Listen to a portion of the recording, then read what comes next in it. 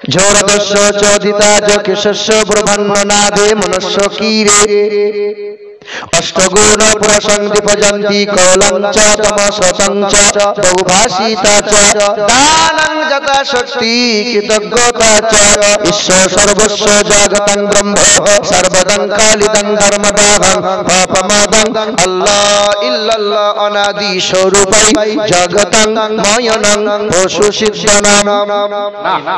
কিছু আছে যারা ধর্মের ব্যাপারে জ্ঞান রাখে না, ওই নিচু শ্রেণীর মানুষ, তারা লাফালাফি করে, চুনোপুটির মতো খুব লাফালাফি করে। বাবরি মসজিদ ভেঙেছিল যারা, একজনা উঁচু জাত বামুন ছিল না। জয় শ্রীরাম বলে মুসলমানকে কষ্ট দিয়েছিল যারা, কেউ পণ্ডিত ছিল না, উঁচু জাতের ছিল না। গোহত্যার নামে মুসলমানকে পিটিয়ে খুন করেছে যারা, কেউ আদৌ উঁচু জাতের পণ্ডিত বামুন নয়। হিন্দু শাস্ত্রের একজন কীর্তনিয়া আছে যার নাম হলো দীনকৃষ্ণ ঠাকুর। যে কথাগুলো আমরা ওয়াজে বলি, আজকে সেই ব্যক্তিটা কীর্তনের মাধ্যমে তারা বলছে। আচ্ছা, আলহামদুলিল্লাহ, এতদিনে কাজ হয়েছে।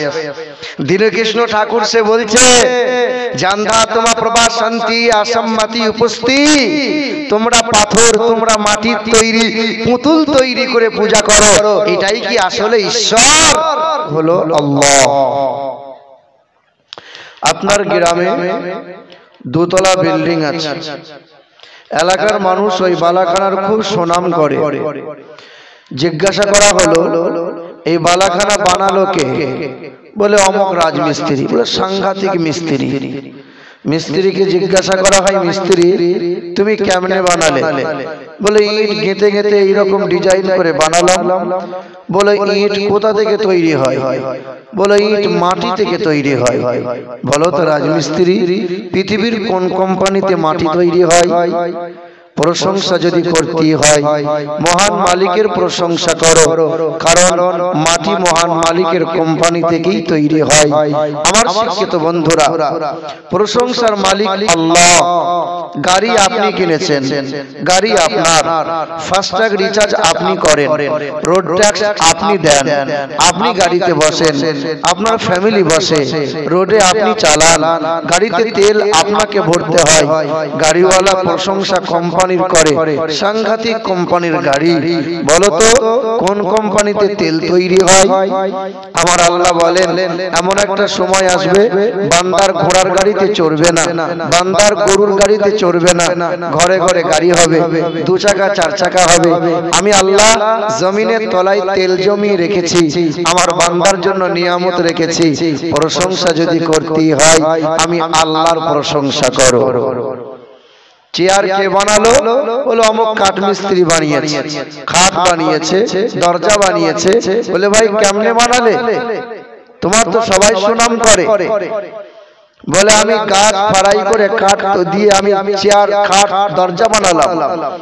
বলে কাঠ গাছ থেকে হলো, তো গাছ কোন কোম্পানিতে তৈরি হয়? আমার আল্লাহ বলেন, বান্দা কোরআন খোলো, আমি আল্লাহ জানিয়েছি বীজ বপন তোমরা করবে, গাছ উৎপন্ন আমি আল্লাহ করব।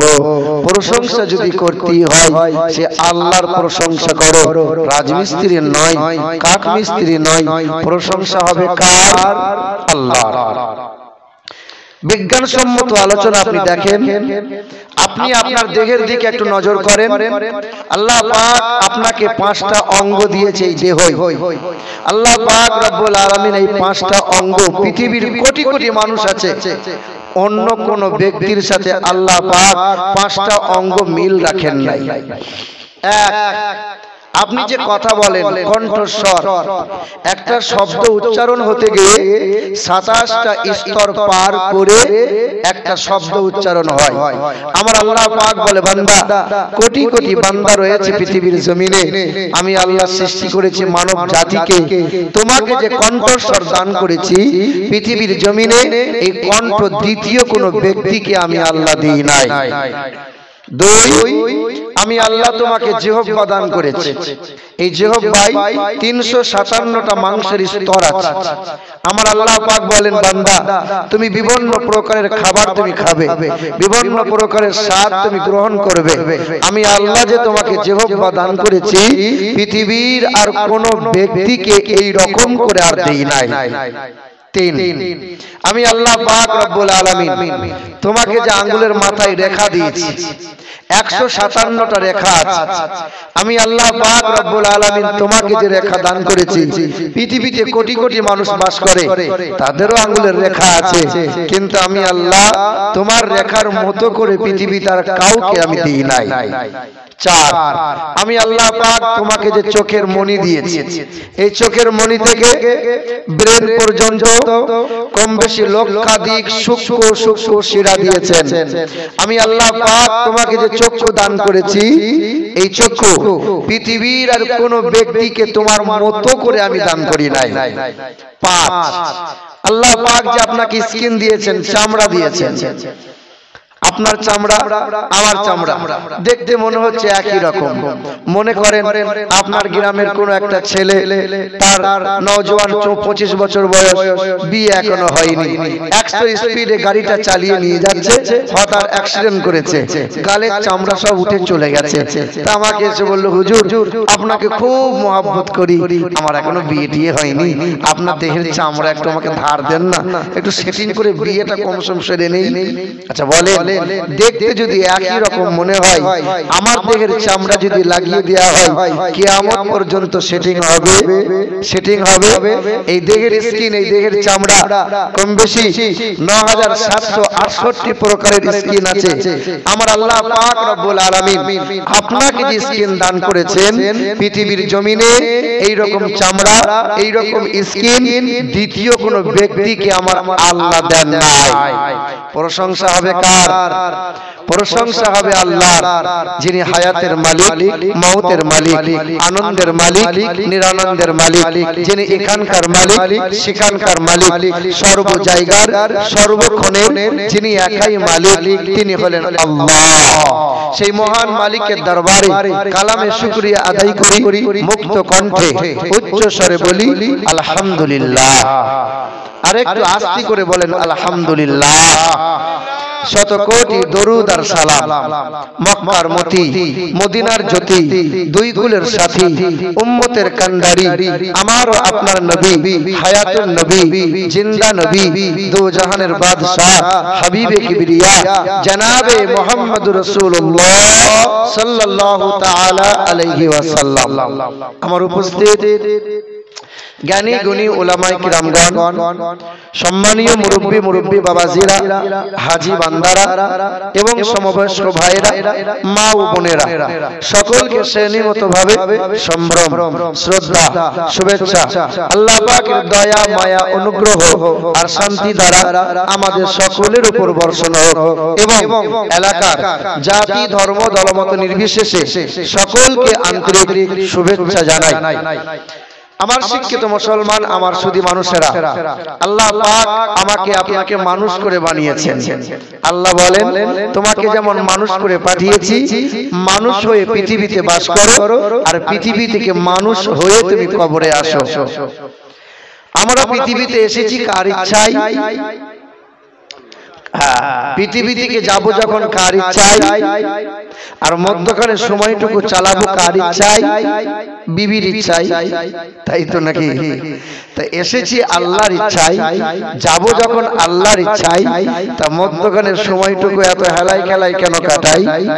আমার শিক্ষিত মুসলমান সুধী মানুষেরা, আমার বাবাজিরা, ভাইরা, আমার মা ও বোনেরা, যারা জালসার কমিটি আছেন, দয়া করে যে সমস্ত যুবক ছেলেগুলো রাস্তায় ঘোরাফেরা করছে, আর আমাদের কমিটির মানুষরা তো সাংঘাতিক ভালো না, সুনাম তো করতেই হবে, জালসা দিলে মেলা তোলা দিতে হয়।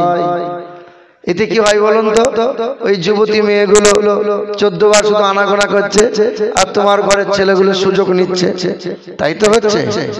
আমার বাবাজিরা, ভাইরা, তাই অযথা ঘোরাফেরা না করে কমিটি যারা যুবকগুলোকে একটু পাঠিয়ে দেন, যেন প্যান্ডেলের মধ্যে চলে আসে। আল্লাহ পাক রব্বুল আলামিন পৃথিবীতে অসংখ্য সৃষ্টি জীবকে সৃষ্টি করেছেন। গরু ছাগল বাস করে, আমরাও বাস করি। ভারতের জমিনে আমরা বাস করি। ভারতের একটা আইন আছে, ভারতের একটা বিধান আছে। ভারতের আইন অমান্য করলে জেলে বন্দী হয়ে যেতে হবে। কিন্তু গরু ছাগলও বাস করে, গরু ছাগলকে কোনো আইন মানতে হয় না। হয় গরু ছাগল যেখানে চাইবে সেখানে খেতে পারে, যা চাইবে খেতে পারে, যেখানে চাইবে বসতে পারে, যেখানে চাইবে শুতে পারে। গরু ছাগল সমাজ মানে না, যেখানে চাইবে পেশাব করে দিতে পারে। গরু ছাগলকে পেশাব করে পানি নিতে হয় না, কারণ গরু ছাগলের জন্য জান্নাত নাই, জাহান্নাম নাই। গরু ছাগলের জন্য কোনো বিধান নাই। আমাদের জন্য জান্নাত জাহান্নাম আছে না নাই? আছে। গরু ছাগলকে রাতের বেলায় যৌন মিলন করে সকাল বেলায় ফরজ গোসল করে পাক পবিত্র হওয়া লাগে না, ওর জন্য হিসেব নিকেশ নাই। গরু ছাগলের জন্য জান্নাত জাহান্নাম নাই। আমাদেরকে রাতের বেলায় যৌন মিলন করে সকাল বেলায় ফরজ গোসল করা লাগবে কি লাগবে না? লাগবে। আমাদের জন্য আইন আছে। পৃথিবীর জমিনে অনেক হাসপাতাল, অনেক কলেজ আছে, অনেক ভার্সিটি আছে, গরু ছাগলের জন্য নাই। আল্লাহ পাক যত যা কিছু নিয়ামত দিয়েছেন সব কিছু মানুষের জন্যই দিয়েছেন।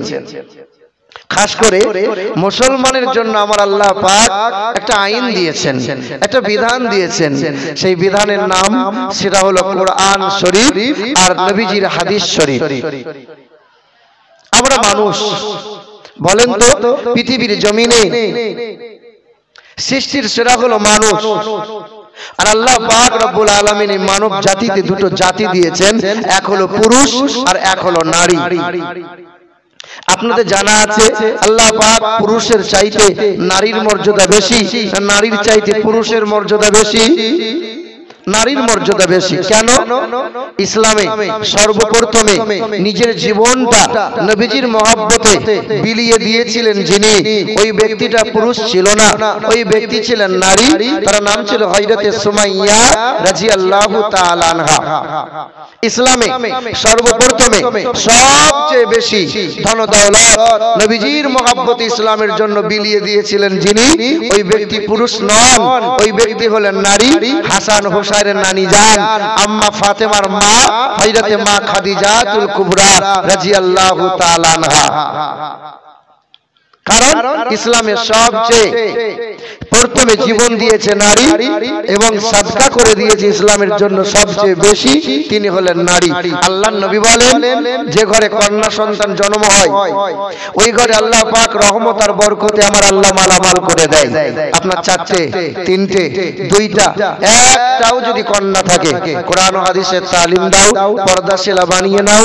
আমি নবী বলছি পরেজগার ছেলের হাতে বিয়ে দাও, ওই কন্যার পিতাকে আর মাতাকে আমি নবী সঙ্গে করে জান্নাতে নিয়ে যাব।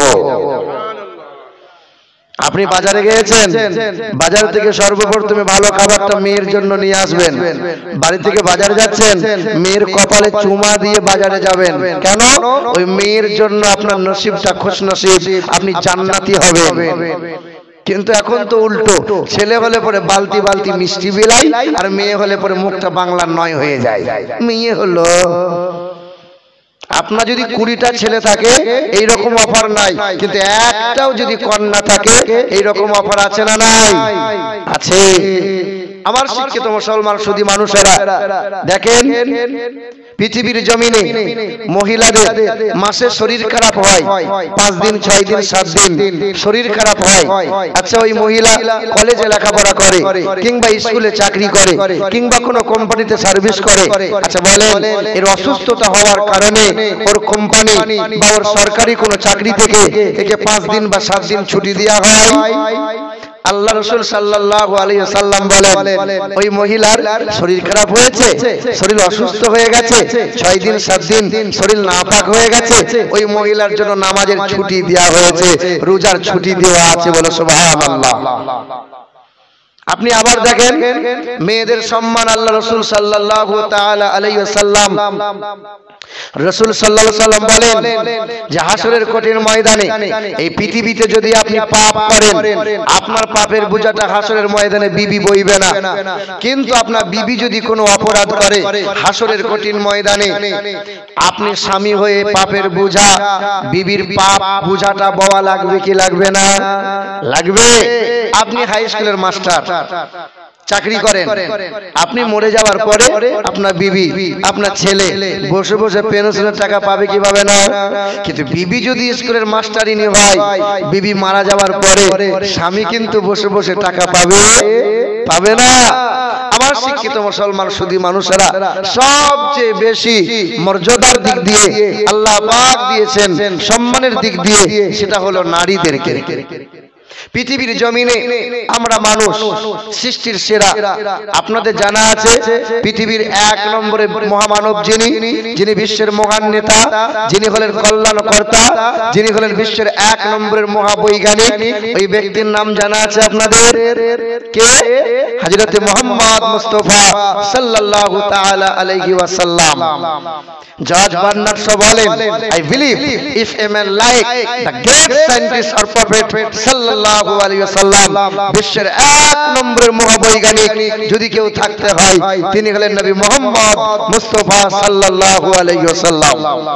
এখনো ইংল্যান্ডের ব্রিটিশ মিউজিয়ামে লেখা আছে, লিখে রেখেছে কারা? খ্রিস্টান নাসারা। তারা সাদা পাথরে কালো কালি দিয়ে লিখে রেখেছে, as a leader, as a teacher, as a father, as a lawmaker, Muhammad is the superman in the world. বিশ্বের জমিনে 1 নম্বরের পিতা যিনি, বিশ্বের জমিনে 1 নম্বরের নেতা যিনি, 1 নম্বরের শিক্ষক যিনি, তিনি হলেন মানব জাতির কল্যাণকর্তা, তিনি হলেন মুক্তির দাতা। যীশু খ্রিস্ট নয়, আব্রাহাম লিঙ্কন নয়, লেনিন নয়, গুরু নানক নয়, গৌতম বুদ্ধ নয়, মহাবীর নয়, শ্রী চৈতন্য নয়, রামকৃষ্ণ নয়, তিনি স্বামী বিবেকানন্দ নয়, তিনি হলেন জগৎগুরু, বিশ্বের মহান নেতা জনাবে মুহাম্মদ রাসূলুল্লাহ বলি সাল্লাল্লাহু তাআলা আলাইহি ওয়াসাল্লাম। একটু আগে আগে আসলে খুব ভালো হতো। ওই যে পিছনে মানুষগুলো বসে আছেন, মুখগুলো দেখতে পাচ্ছি না। একটু আগে আসেন না বাপ, চলে আসেন না, একটু জিকির করতে করতে আসি। বলে লা ইলাহা, একটু আগে আসেন তো, আসেন এই যুবকরা একটু আগে আসেন। বলো লা ইলাহা, আরো জোরে লা ইলাহা, বলো লা ইলাহা ইল্লাল্লাহু মুহাম্মাদুর রাসূলুল্লাহ। আদম নবী সফিউল্লাহ, মুসা নবী কালিমুল্লাহ, ঈসা নবী রূহুল্লাহ, আমাদের নবী হাবিবুল্লাহ। লা ইলাহা ইল্লাল্লাহ, বলো লা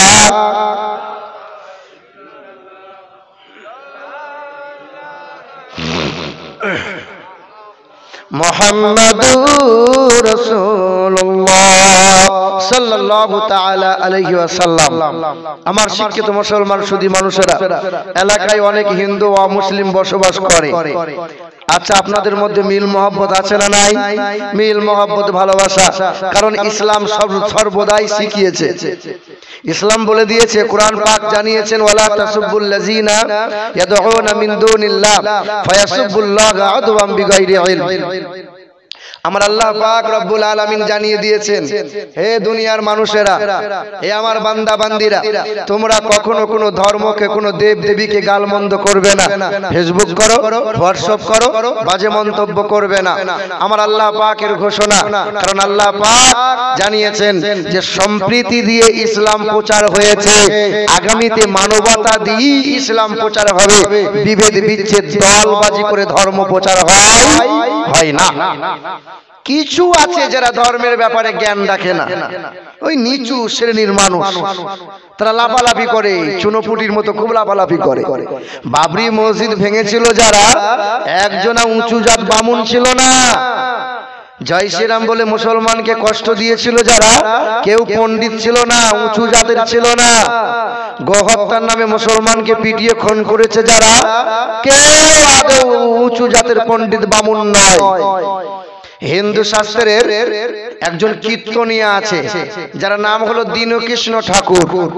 যে কথাগুলো আমরা ওয়াজে বলি আজকে সেই ব্যক্তিটা কীর্তনের মাধ্যমে তারা বলছে। আচ্ছা, আলহামদুলিল্লাহ, এতদিনে কাজ হয়েছে। দীনকৃষ্ণ ঠাকুর সে বলছে, জানধা তোমা প্রভা শান্তি আসাম্মাতি উপস্থিত, তোমরা পাথর, তোমরা মাটির তৈরি পুতুল তৈরি করে পূজা করো, এটাই কি আসলে ঈশ্বর? আমার কথা নয়, রাগ করবেন না। দীনকৃষ্ণ ঠাকুর বলছে যে তোমরা গোপালের পূজা করো, গোপালকে বলো ফল নিয়ে এসছি ফল খাও, জল নিয়ে এসছি জল খাও। তো তোমার গোপাল যে খাবার খায়, তো তোমার গোপাল পেশাব করে কখন, পায়খানা করে কখন? আমার কথা নয়, তাদের কথা, তারাই বলছে। তা আমরা এতদিন ওয়াজের ময়দানে বলেছিলাম, আজকে তারা বলছে। আজকে মুসলমানরা মামাতো বোনকে যদি বিয়ে করে তো এক শ্রেণী খুব নাচ ছিটকায়, ঘরে ঘরে সব বিয়ে করছে। অথচ ওদের বেদের কথাই লেখা আছে, ওদের মহাভারতের ইতিহাস আছে, কেউ করেছে মামিকে, কেউ করেছে ভাগ্নিকে, আবার কেউ করেছে আপন বোনকে, কত শত আছে। না, আমরা বলতে চাই না, আমরা এতটুকু বলতে চাই যে প্রতিটা ধর্মগ্রন্থই ভালো কথা বলে, প্রতিটা ধর্মগ্রন্থই ভালো কথা বলে। কোন ব্যক্তিকে দেখে, কোন দেশকে দেখে ধর্মের বিচার করা যায় না। কিছুদিন আগে ওয়াজ করছিলাম আর বলছিলাম যে মসজিদের চেয়ারে বসে নামাজ পড়িয়েন না। আল্লাহর নবী কোনোদিন পড়েন নাই, সাহাবায়ে কিরামরাও কোনোদিন চেয়ারে বসে নামাজ পড়েন নাই। তখন এই যে টুক করে হাত তুলে বলছে মক্কাতে দেখে এলাম সব চেয়ারে বসে নামাজ পড়ছে। মক্কাতে মন্দির হয়েছে, তো এখন, আগে তো মন্দির ছিল না। মক্কাতে আগে সিনেমা হল ছিল না, এখন তো সিনেমা হল হয়েছে। মক্কার জমিনে তো আগে মেয়েরা ন্যাংটা পোশাক পরে ঘুরে বেড়াতো না, এখন তো ঘুরে বেড়াচ্ছে। কোন দেশ দেখে ধর্মের বিচার চলে না, শরীয়ত তার গতিতে চলে।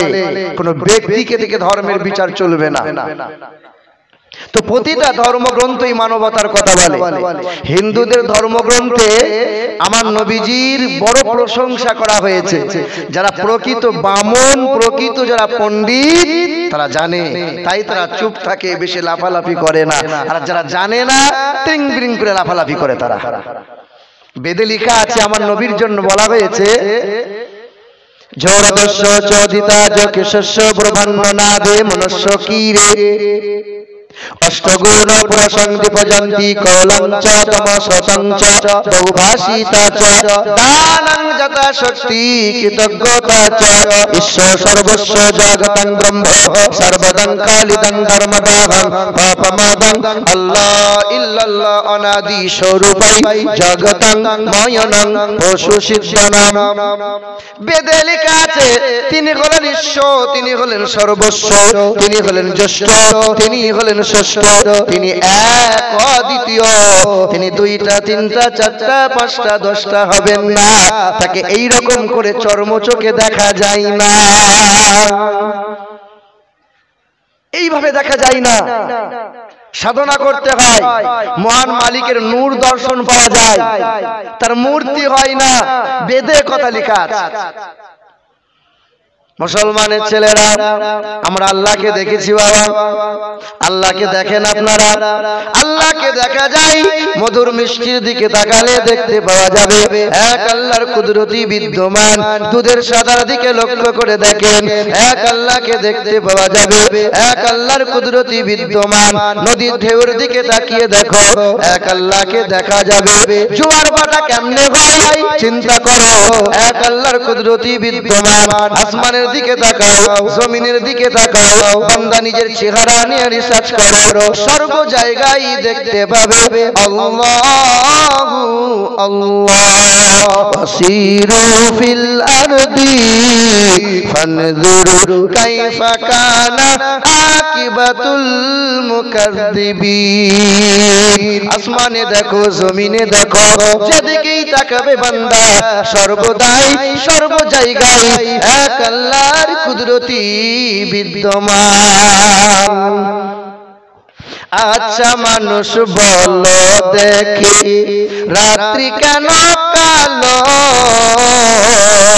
আরে সূর্যমণি কোথা হতে পেল এমন আলো, ঝিনুক মাঝে কে দিল রে মুক্তামণির হার, আর আখের ভিতর কে দিল রে রস যে চমৎকার। বলে সুবহানাল্লাহ। কে দিল? কে? আরে দুধ কেন এমন সাদা, মরিচ কেন ঝাল, আর আমগুলো সব পাকলে পরে হয় কেমন লাল। বান্দাকে জিজ্ঞাসা করছে আল্লাহ কেমন করে হলো বলো? আল্লাহ মানো না? সন্ধ্যাবেলায় আকাশ ঘিরে তারার আবির্ভাব, আরে মিষ্ট জলে পূর্ণ কেন গাছের কচি ডাব। ডাব খেয়েছেন আপনারা? কাটবেন, কাটতে কাটতে নরম অংশ এসেছে, একটু আঙ্গুলো করে টিপে দেবেন, ফিচকিরে দিয়ে পানি বেরিয়ে যাবে, মানে পানিতে পরিপূর্ণ ছিল। কোন কোম্পানির জিনিস ওটা? আল্লাহ। পৃথিবীর কোম্পানির প্রোডাক্ট আপনি কিনবেন, টুথপেস্ট কিনবেন, আপনি কলগেট কিনবেন, চিপস কিনবেন, অর্ধেক মাল তো অর্ধেক হাওয়া ভরা। কি বলছেন বলেন? হ্যাঁ, আল্লাহ বলছেন আমি যা দিয়েছি সম্পূর্ণ হাওয়া নাই। যে কোনো ফলের দিকে তাকাও, আমি আল্লাহ পরিপূর্ণ করে দিয়েছি, হাওয়া ভরে দিই নাই, ধোঁকাবাজি করি নাই।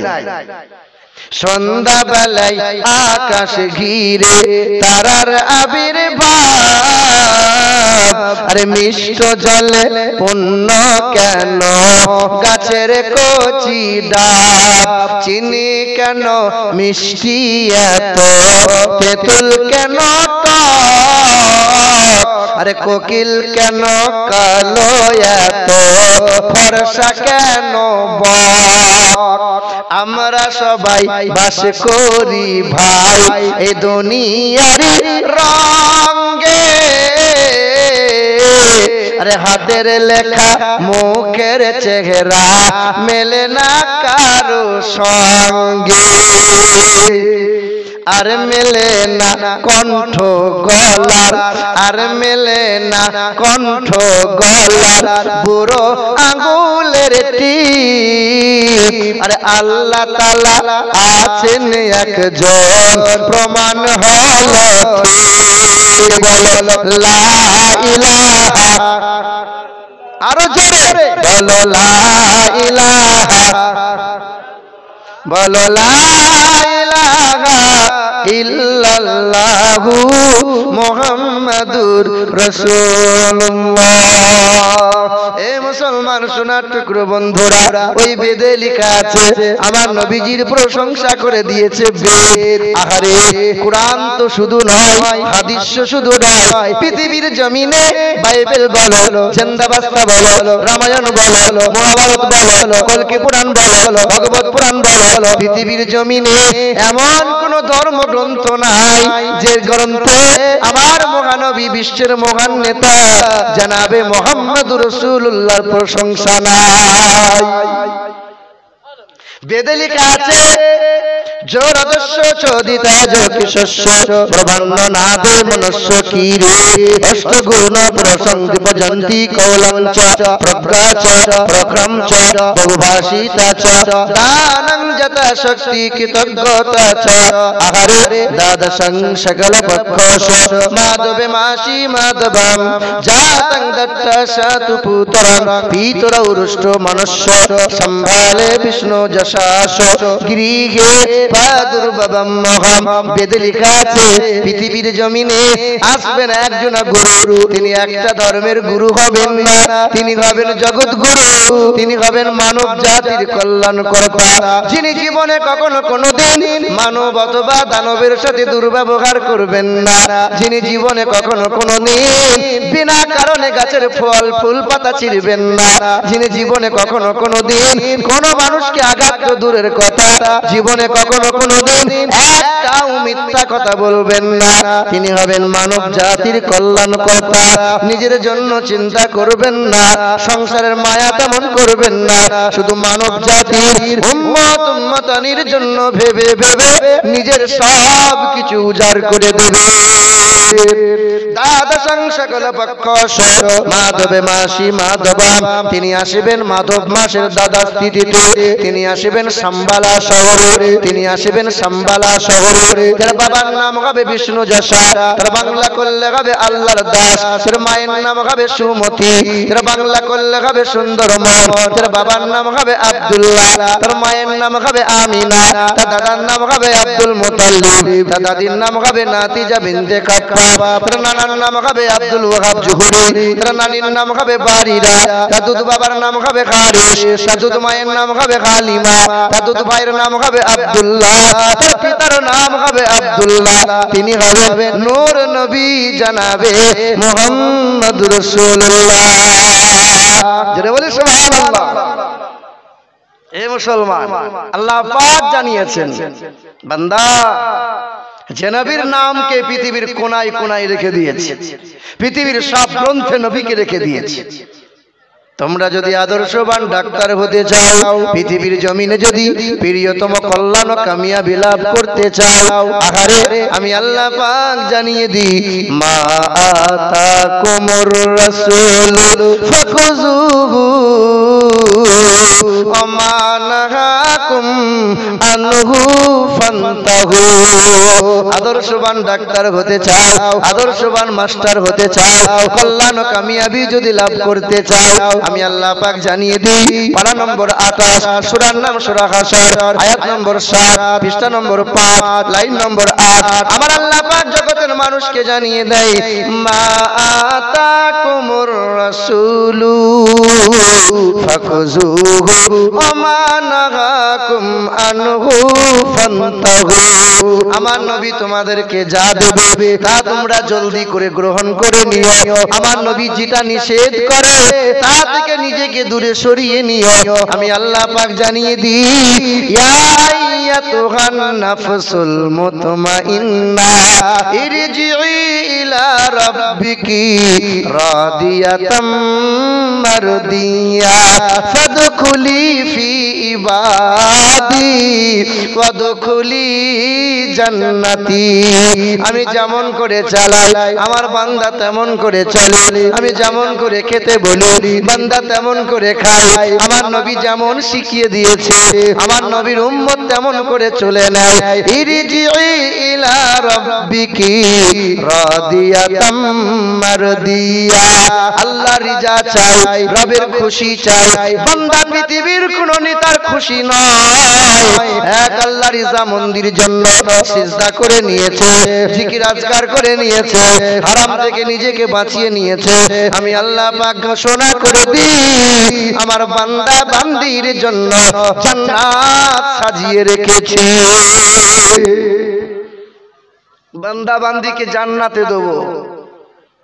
মুসলমান সোনার টুকরো বন্ধুরা, তবে মনে রাখতে হবে, মান আমিলা সালিহান মিন যাকারিন আও উনসা ওয়া হুয়া মুমিন, মান আমিলা সালিহান মিন যাকারিন আও উনসা ওয়া হুয়া মুমিন ফালানুহইয়ান্নাহু হায়াতান তাইয়্যিবা। বান্দা ভালো কাজ করে, পুরুষ হোক কিংবা নারী, কালো হোক কিংবা ফর্সা, আরবি হোক কিংবা বিহারি, ভালো কাজ করে, তবে যার অন্তরে নবী নাই, যার আদর্শে নবীর আদর্শ নাই, যার অন্তরে ঈমান নাই, সে যত ভালো কাজ করুক না কেন চারা না দাম নাই। ইংল্যান্ডের রানী এলিজাবেথ যার নাম, ৭০ বছর বেঁচে ছিল। ইংল্যান্ডের রানী মাথায় মুকুট পরেছিল, কোহিনূর পাথরের মুকুটটা পরেছিল, ওই মুকুটের মূল্য ছিল ৩,৫০০ কোটি মার্কিন ডলার। আহারে ১০০ বছর বাঁচবো বলে সকাল সন্ধ্যা দেহের চিকিৎসা করে নিত, বিছানা পরীক্ষা করা হতো, খাবার পরীক্ষা করে খাবার খেত। ১০০ বছর বাঁচবো বলে মনে তার তামান্না, কিন্তু আল্লাহ যদি কাউকে মারে পৃথিবীর কেউ তারে রাখতে পারে পারে। আল্লাহ কাউকে যদি রাখতে চায় পৃথিবীর কেউ তারে মারতে পারে না। ফাইজা জা আজালুহুম লা ইস্তাখিরুনা সাআতাও ওয়ালা ইস্তাকদিমুন। কোরআনেতে পারা নম্বর 14 পৃষ্ঠা নম্বর 12 আমার আল্লাহ পাক জগতের মানুষকে জানিয়ে দিল, যখন ডাকবো তখন তোমাকে সাড়া দিতে হবে। লক্ষ্য করে দেখো, দোকানদার বসে আছে, লম্বা লাইন লেগে গেছে, খরিদ্দার বলে দোকানে মাল দাও, দোকানদার নড়ে না, দোকানদারের ডাক পড়ে গেছে, খরিদ্দার দাঁড়িয়ে আছে, দোকানদারকে যাওয়া লাগবে। কোলের সন্তানটা শুয়ে আছে, মা টুক করে ঘুমিয়ে গেছে, আর মা জাগবে না, দাদু বসে আছে, নাতিকে চলে যাবার ডাক পড়ে যাবে, চলে যেতে হবে। কখন কোন সময় কাকে ডাকবো কেউ বলতে পারবে না। আর মালাকুল মাউত ফেরেশতা হাজির হলে ওই দিন কোনো বাহানা চলবে না। ইংল্যান্ডের রানী এলিজাবেথ অনেক ভালো কাজ করেছিল, কিন্তু নবীর আদর্শ মেনে নাই, ঈমান নিয়ে আসে নাই। পৃথিবীর যত ভালো কাজ করুক না কেন, ঈমানদার না হওয়ার কারণে কখনো কল্যাণ আর জান্নাতি হতে পারে না। আল্লাহ পাক জানিয়ে দেন, ওয়ামাই ইয়াবতাগি গায়রাল ইসলাম দীনান ফালাই ইউকবালা মিন। আমার ইসলাম যার ভালো লাগে না, আমার নবীর তরিকা যার ভালো লাগবে না, আমার নবীর সুন্নাত যার পছন্দ হবে না, ওই মানুষটাকে কখনো কাবিলে কবুল আমি আল্লাহ করব না। ইসলামের কালচার এনেছি আমরা, বলেন ইসলামের কালচার এনেছি। আল্লাহর নবী বলেন, সংসারে অশান্তি তোমার, ছুটে বেড়াচ্ছ, কোথায় যাচ্ছ?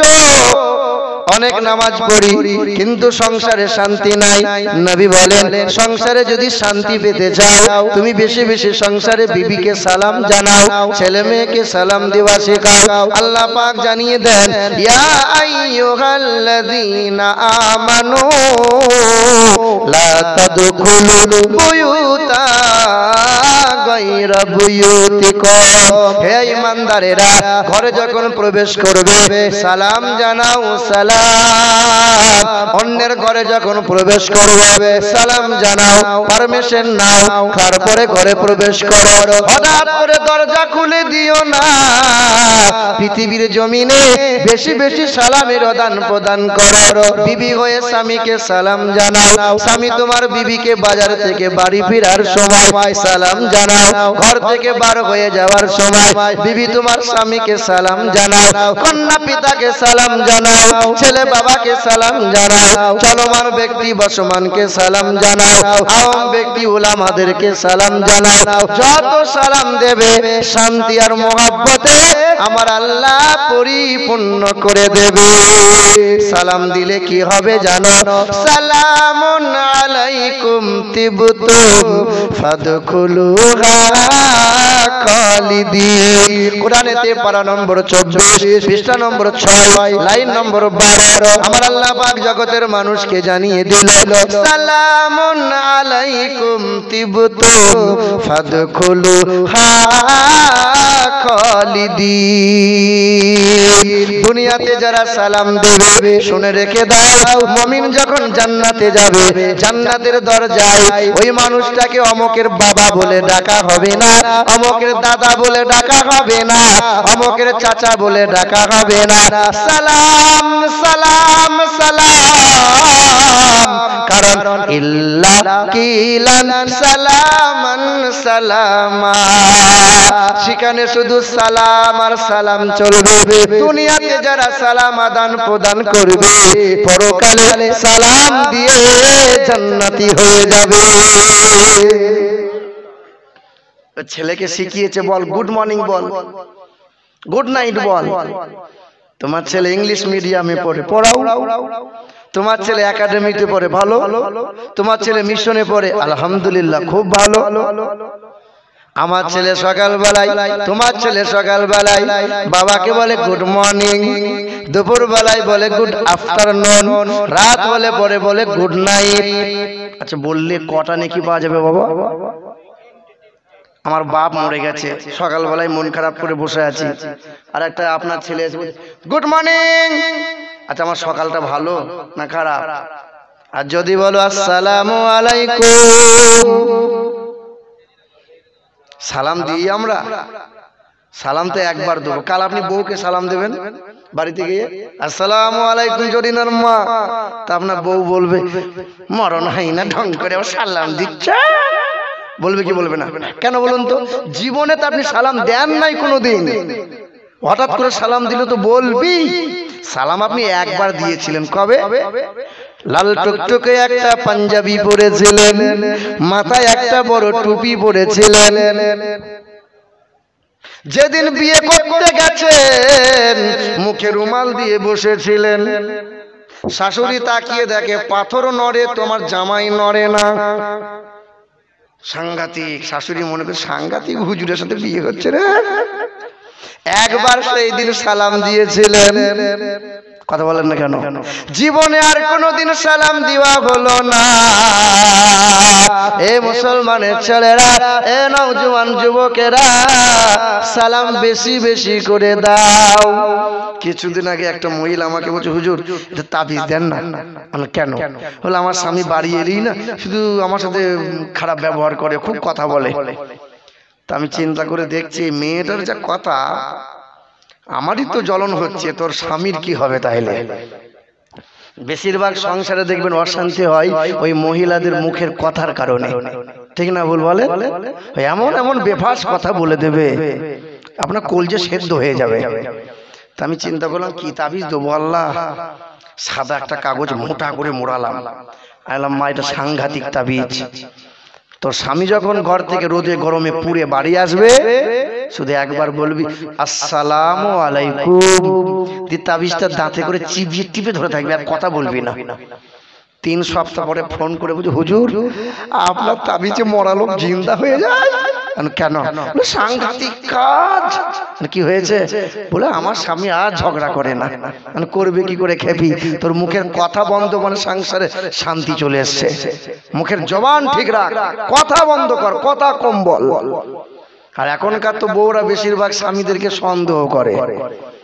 আপনার কাছে মোবাইল আছে, বাড়িতে রাখবেন, মোবাইলটা দিয়ে একটু বাজার দিকে ঘুরতে যাবেন, আপনার মোবাইলে খুঁজে খুঁজে দেখবে কোনো মেয়ের ছবি টবি নাই তো, আমার স্বামী কিছু গোলমাল করছে না তো। কি বলছেন বলেন? কেন সন্দেহ করবে না বলুন তো? এখন যে মা খালারা মোবাইলে কিংবা টিভিতে সিরিয়াল দেখে, ওই সিরিয়ালে শেখানো হয়, দেখানো হয়, মানে এক একটা পুরুষের 3টে 4টে করে বউ হয়। সিরিয়াল দেখার পরে সারা রাত চিন্তা করে আমার স্বামীটা গোলমাল করছে না তো। আপনার তো দূরের কথা, আমার মতো হুজুররা রেহাই পাচ্ছে না। হ্যাঁ, আমার শিক্ষিত মুসলমান সুধী মানুষেরা, এ আমার মা বোনেরা, সালাম দাও স্বামীকে, তুমি বেশি বেশি সালাম দাও। বাবাজিরা, ভাইরা আমার, আল্লাহ পাক রব্বুল আলামিন জানিয়ে দেন মা আতাকুমুর রাসূলু ফাখুযুহু ওয়া মা নাহাকুম আনহু ফান্তাহু। আমার নবী তোমাদেরকে যা যা দেবে তা তোমরা গ্রহণ করে নাও। এবার বলেন তো আমার নবী আমাদেরকে যা যা দিয়েছে নিয়েছি না নিই নাই? নিয়েছি। আমি আপনি যে এই জায়গায় বসে আছি, বসে থাকার মূল কারণটা জানা আছে। কি কারণ? একটাই কারণ, ছোটবেলায় আমাদের একটা ফরজ বাকি আছে।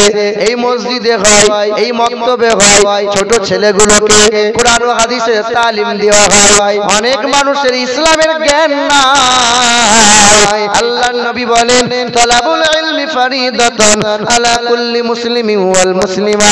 প্রতিটা মুসলমান নর ও নারীর জন্য জ্ঞান অর্জন করা ফরজ। কোন জ্ঞান অর্জন করা ফরজ?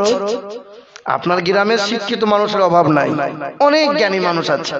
মনে করে আপনার গ্রামের স্কুলের মাস্টার, হাই স্কুলের মাস্টার, বিয়ে করেছে, বিয়ে করার সময় শ্বশুরের গলায় বাঁশ দিয়ে 6 লাখ টাকা নগদ নিয়েছে, আর 12 ভরি সোনা নিয়েছে, আর খাট আলমারি গাড়ি তো বাইরের খাতায় রয়েছে। শিক্ষিত মানুষ। আর আপনার গ্রামের গরিব ঘরের ছেলে 5 ওয়াক্ত নামাজ পড়ে, বিনা দাবি বিনা পয়সায় বিয়ে করে বউ বাড়ি নিয়ে আসছে। আচ্ছা শিক্ষিত মানুষ কে বলুন তো? কে? শিক্ষিত মাস্টার হতে পারে, কিন্তু ভেতরে মনুষ্যত্ব। যে বিদ্যা শ্বশুরের গলায় বাঁশ দিয়ে টাকা নেওয়ায়, ওই বিদ্যার উপরে লাথি মারি চারানা দাম নাই। যে বিদ্যা বাপ মায়ের সেবা করতে পারে না, ওই বিদ্যার উপর থুতু নিক্ষেপ করি চারানা দাম নাই। যে বিদ্যা ভাইয়ের হক মেরে খায়, যে বিদ্যা লটারি আর সুদের কারবার করে, যে বিদ্যা মদ পান করে, যে বিদ্যা নোংরা কাজে লিপ্ত হয়, ওই বিদ্যার আবার দাম আছে। ওই বিদ্যাটা অর্জন করো, ওই জ্ঞানটা অর্জন করো। যে জ্ঞানটা অর্জন করলে পরে বড়কে শ্রদ্ধা, ছোটকে স্নেহ, ওলামাদেরকে সম্মান, মা বাবার সেবা, ভাইয়ের হক আদায় করা, প্রতিটা বিষয়ে তাকে লক্ষ্য করিয়ে দেয়, মনে করিয়ে দেয়। আচ্ছা বলেন, আপনার গ্রামে হিন্দু ভাইরা দুর্গা পুজো করে, দুর্গা পুজোর দিনে ওই প্রসাদ প্রসাদ অনেক সময় হয় না, ভাব ভালোবাসা থাকে, বলে আব্দুর রহমান ভাই তোমার সাথে খুব মিল মহব্বত, এই দুর্গা পূজার একটু প্রসাদ নিয়ে এসে নাও না। আচ্ছা মুসলমান, এই হিন্দুদের প্রসাদ খাওয়া যাবে? আচ্ছা কেন যাবে না বলুন তো? ইন্নামা হাররামা আলাইকুমুল মাইতাতা ওয়াদ-দামা ওয়া লাহমাল খিনজির ওয়া মা উহিল্লা বিহি লিগাইরিল্লাহ। নিশ্চয়ই মৃত্যু মাংস আর প্রবাহিত রক্ত আর শুকরের মাংস আর আল্লাহ ব্যতীত অন্যের নামে যাহা উৎসর্গ করা হয় তাহাই হলো হারাম। আচ্ছা মনে করুন বিসমিল্লাহি আল্লাহু আকবার বলে মুরগিটা জবাই করতে করতে মাথাটা আলাদা হয়ে গেছে। আচ্ছা হয় কি হয় না বলেন? আপনি চিন্তা করতেন টাকা দিয়ে মুরগিটা কিনলাম, ফেলে দেবো, টুক করে ব্যাগে ভরে নিয়ে বাড়ি নিয়ে চলে এলেন। সালমার মা বলছে, হ্যাঁ গো মাথা আলাদা করে দিলে তুমি? কেউ দেখতে পাইনি, চালা। আচ্ছা বলেন, মুরগির মাথা যদি আলাদা হয়ে যায়, এই মুরগিটা খাওয়া যাবে কি যাবে না? কি বলছেন? যাবে? কি আপনারা কি বলছেন, যাবে কি যাবে না? কিছু মানুষ যাবে, কিছু মানুষ যাবে না। যাবে? হ্যাঁ, মাথা আলাদা হলেও অসুবিধা নাই। 3টে নালী কাটতে হয়, কণ্ঠনালী, খাদ্যনালী, শ্বাসনালী। তার 3টে নালী কাটলে দেহের রক্তটা ভালোভাবে বার হয়ে যায়। অর্থাৎ কোন রকম বিসমিল্লাহি আল্লাহু আকবার বলে যদি জবাই করেন, মাথা যদি আলাদা হয়ে যায় তাতে অসুবিধার কোনো কারণ নাই, খাওয়া যায়। এই যেটাই বলছিলাম, মুসলমান তোমাকে হারাম আর হালালটা চেনা লাগবে, তোমাকে বৈধ আর অবৈধটা জানা লাগবে, কোনটা পাক আর কোনটা না পাক এটা বুঝা লাগবে। মুসলমানের ছেলেরা, হ্যাঁ নওজোয়ান যুবকের আমার বাবাজিরা ভাইরা, আমার ছেলেকে গুড মর্নিং বলা শিখিও না। ছেলে ইংরেজিতে কথা বলতে পারলে বাপ বাহবা দেয়, খুশিতে বাগে বাগ হয়ে যায়। না না না না, ইংরেজি তোমার চলবে না, ইংরেজি তোমার চলবে না। তোমার আব্বা যখন মারা যাবে, জানাজায় দাঁড়িয়ে গেলে ইংরেজিতে চলবে না। মায়ের কবরটা জিয়ারত করতে যাওয়ার সময় ইংরেজি চলবে না। বিভাগের আসনে বসে গেলে আর ইংরেজিতে চলবে না। নামাজে দাঁড়িয়ে গেলে আর ইংরেজিতে চলবে না। চলবে তো আরবি চলবে, চলবে তো কোরআন চলবে।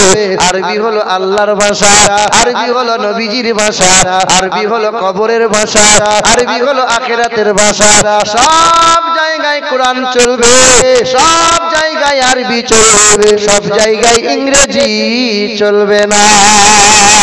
তবে আপনার ছেলে বিএড করুক, আপনার ছেলে বিটেক করুক, আপনার ছেলে মাস্টার হোক, আপনার ছেলে ডাক্তার হোক, আপনার ছেলে উকিল হোক, এটা জাতির প্রয়োজন আছে।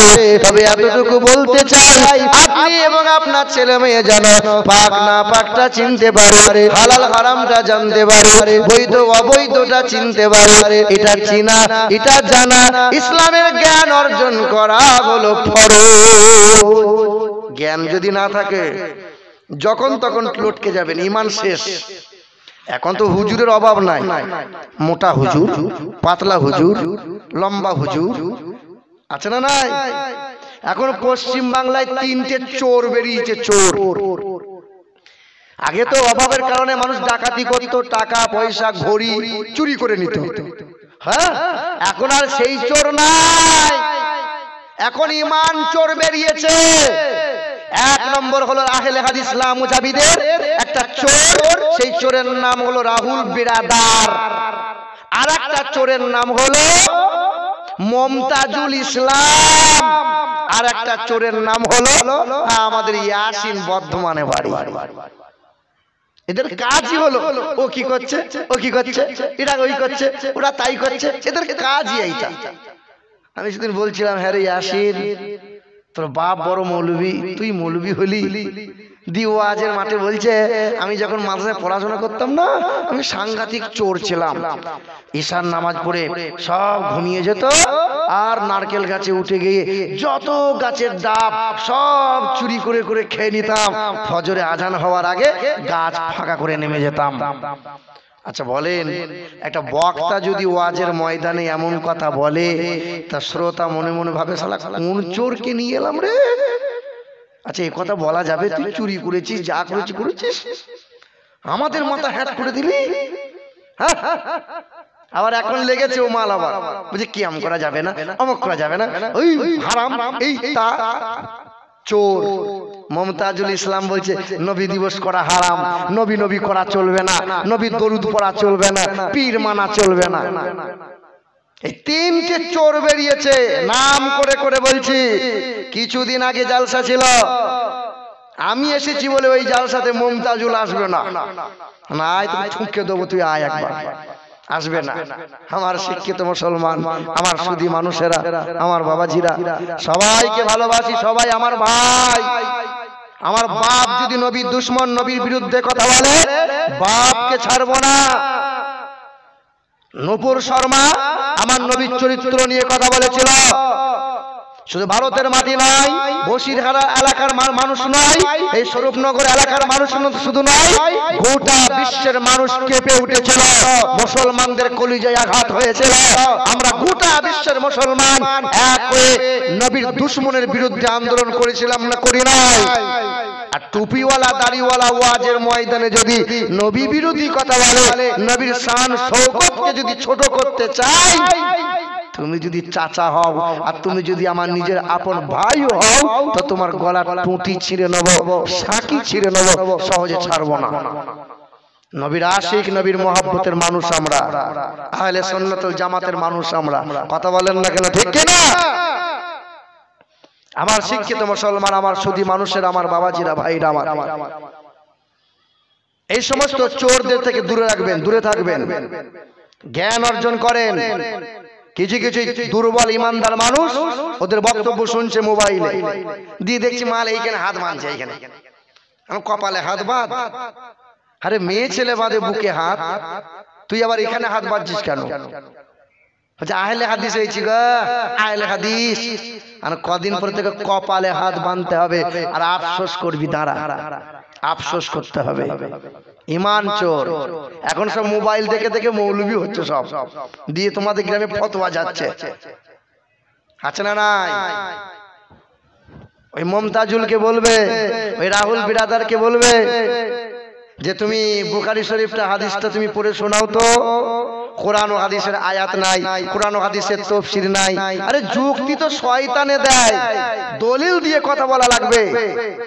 যুক্তি দিয়ে দিয়ে যুবকদের ব্রেন ওয়াশ করছে, আর তোমার গ্রামের কিছু যুবক ওদের ওয়াজ শুনে শুনে ঈমান হারা হয়ে যাচ্ছে। নবীজির মহব্বতে একবার সকলে দরুদ শরীফ পড়ি, আল্লাহুম্মা সাল্লি আলা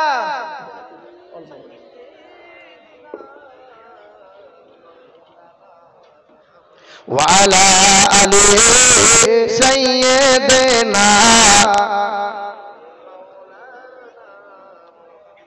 দরুদ পড়ো, দরুদ পড়ো ও মুমিন মুমিনা, দরুদ বিনে হাসর মিজানে নাজাত কে হই পাইবা না। আল্লাহুম্মা সাল্লি আলা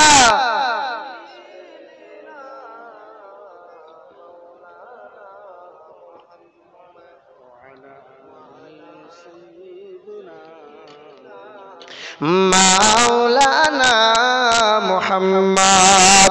এ মুসলমানের ছেলেরা, এ নওজোয়ান যুবকেরা, ওই কোরআনটা পড়ো, ওই কোরআনটা ছেলে মেয়েদেরকে শেখাও, ওই কোরআনটা দেখো। আপনি কোরআন পড়তে পারেন না, 60 বছর বয়স হয়ে গেল, 70 বছর বয়স হয়ে গেল, আপনি যদি আল্লাহকে মহব্বত করেন, আল্লাহকে যদি খুশি করাতে চান, ওই মসজিদে যান, সারি সারি কোরআন রাখা আছে, কোরআনটাকে হাত বোলাবেন, কোরআনটাকে চুমা দেবেন, কোরআনটা বুকে নিয়ে বলবেন আল্লাহ। তুমি এই কোরআনে কত শত কথা দিয়েছো গো আল্লাহ, তুমি এই কোরআনে ৮৬,৪৩০টা বাক্য দিয়েছো, এই কোরআনে ৩,২৩,৬৭১টা অক্ষর দিয়েছো। ও দয়ার মালিক আল্লাহ, তোমার এই কালাম পড়ে দেখার সুযোগ হলো না। বান্দা যখন কোরআনে হাত বোলায়, বান্দা যখন কোরআনটাকে চুমা দেয়, আল্লাহ পাক দয়া করে মেহেরবানি করে বান্দার ছোট ছোট সকল গুনাহগুলোকে মাফ করে দেন। মুসলমানের ছেলেরা, এ নওজোয়ান যুবকেরা, এ বাবাজিরা, ভাইরা আমার, তখন ভারত পাকিস্তান বাংলাদেশ এক ছিল। ওই সময় একটা বেঈমান আমার নবীর চরিত্র নিয়ে বই লিখেছিল। ওই বেঈমানটার নাম ছিল রাজপাল। ও একটা বই লিখেছিল, বইটার নাম ছিল রঙ্গিলা রসুল। রঙ্গিলা রসুল বইটার ভিতরে আমার নবীকে লম্পট বলেছিল, আমার নবীকে চরিত্রহীন বলেছিল। এ মুসলমানের ছেলেরা, আল্লাহর নবীর জামানার কাফেরেরা আমার নবীকে জাদুকর বলেছিল, আমার নবীকে পাগল বলেছিল, কিন্তু কোনদিন বেঈমান কাফেরেরা আমার নবীর চরিত্র নিয়ে কোনো কথা বলে না। কারণ বেঈমানরা জানতো যে চাঁদে দাগ আছে, কিন্তু নবীর চরিত্রে কোনো দাগ নাই।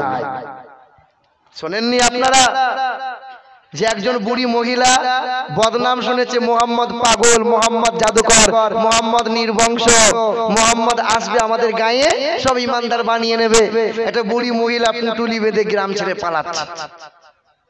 আমি কবিতা লিখেছি, মক্কা মরুর তপ্ত পথে চলছিল এক বৃদ্ধাজন, আরে মস্ত বোঝা মাথায় ছিল, কাঁপছিল তার দুই চরণ, দাঁতে ভেঙেছে বয়স ভারী, আরে পেকেছে মাথার কেশ, ক্লান্ত ছিল বুড়ির শরীর, ধুলাই ধূসর মলিন বেশ। সামনে এসে এক যে যুবক, সামনে এসে এক যে যুবক, বিদ্যারে কয় আম্মা জান, এই বুঝাটি বইলে মাগো, বাঁচবে বলো তোমার প্রাণ। চুল সাদা হয়েছে বুড়ির, গাল টুকরে গেছে, দাঁত পড়ে গেছে, মোটা জামা কাপড় পুটুলি বেঁধে বয়ে নিয়ে যাবে। তখন অচেনা অনুরানী একটা যুবক ছেলে এসে বলছে, ও মা, এত মোটা বোঝা তুমি বইতে পারবে?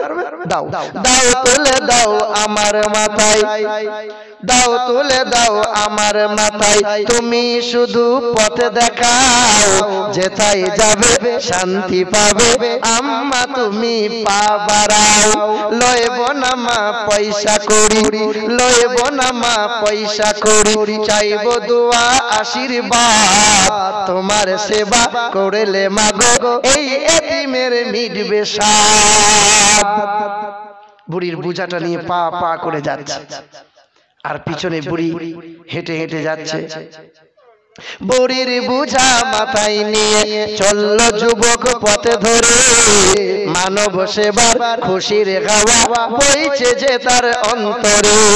তখন বৃদ্ধাটিকে শুধাই যুবক, বৃদ্ধাটিকে শুধাই যুবক, যাচ্ছ কোথায় আম্মা জান, মন কেন মা ভরা ক্লান্ত, দুই নয়নে অশ্রুবাণ।